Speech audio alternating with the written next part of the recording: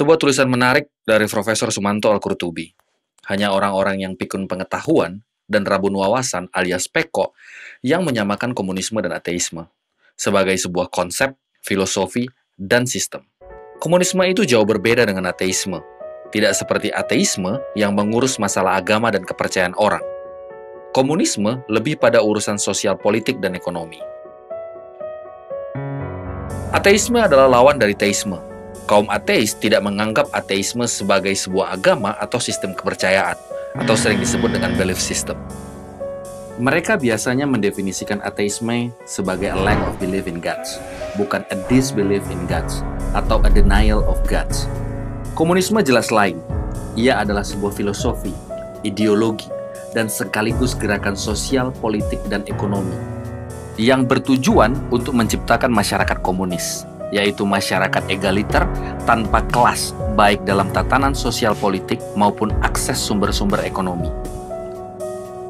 Bahwa pada perkembangannya kelak ada orang-orang ateis yang bergabung di gerbong komunisme.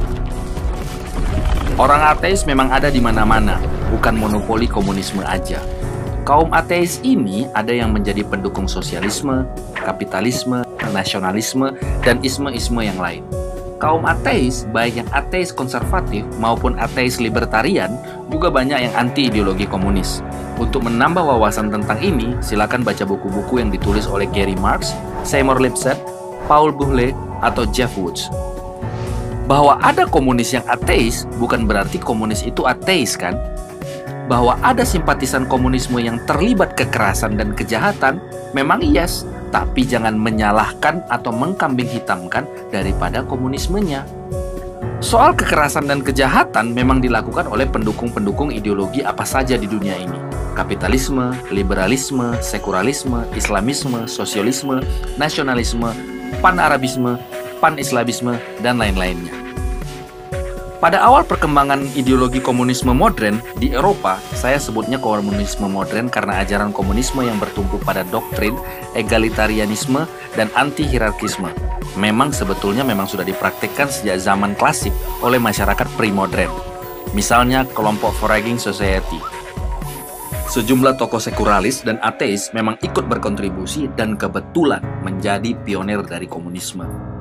Tetapi mereka sebetulnya bukan anti-teisme atau anti-agama, melainkan anti terhadap perilaku sejumlah tokoh atau elit agama dan pemimpin politik di Eropa kala itu, yang menjadikan agama semata-mata sebagai topeng monyet untuk mengelabui, membodohi, menipu, dan menindas masyarakat. Agama yang hanya dijadikan sebagai instrumen pembodohan, ketidakadilan, dan penindasan inilah yang menjadi target kritisisme mereka.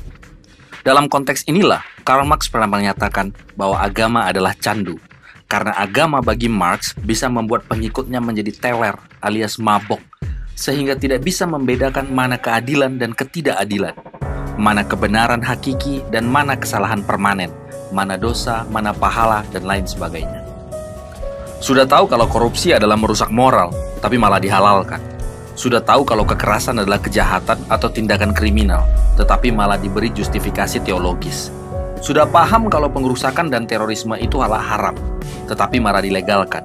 Sudah paham kalau intoleransi adalah tindakan buruk, tapi malah dibiarkan. Sudah paham kalau banjir dan malapetaka, alam lain itu adalah produk dari keteledoran manusia, tetapi malah berdoa minta Tuhan menyelesaikan banjir, dan lain sebagainya.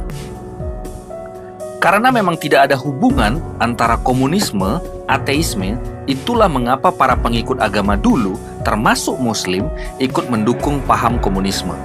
Di kawasan Arab dan Timur Tengah dulu, para pentolan partai komunis di Palestina, Mesir, Irak, Libanon, Iran, Yordania, Aljazair, dan lain sebagainya adalah para tokoh agama, baik Muslim, Kristen, maupun Yahudi.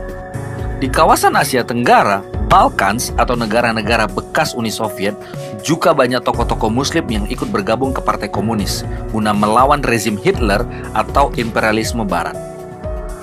Di kawasan Timur Tengah, para tokoh Muslim yang terlibat di Partai Komunis atau Sosialis disebabkan karena semata-mata tertarik dengan ideologi dan gerakan komunisme untuk melawan imperialisme maupun dominasi rezim politik ekonomi lokal.